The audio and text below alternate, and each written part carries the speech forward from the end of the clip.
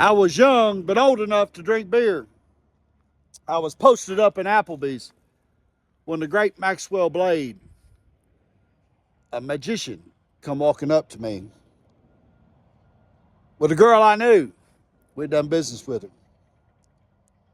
And naturally, I asked Maxwell, well, do a trick.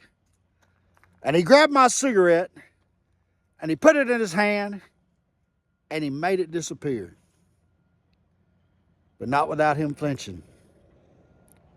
The illusion cost him something. Now, he's a great magician. You can see him here in Hot Springs, and I love him to death, a friend.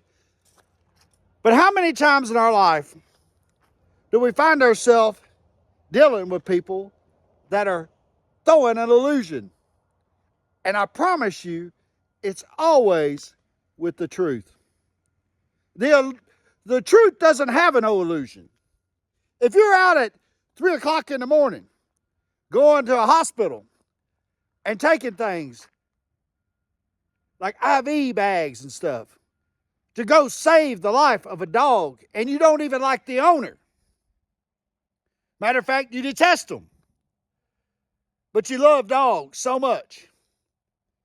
And then later, you come up with pictures of people that are in jail for drugs and narcotic charges.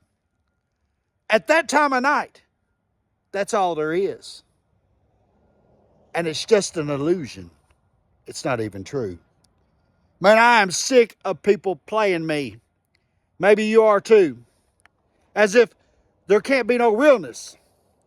And if you ask me why, it's because you can't dilute the truth. God bless you. Fluid English.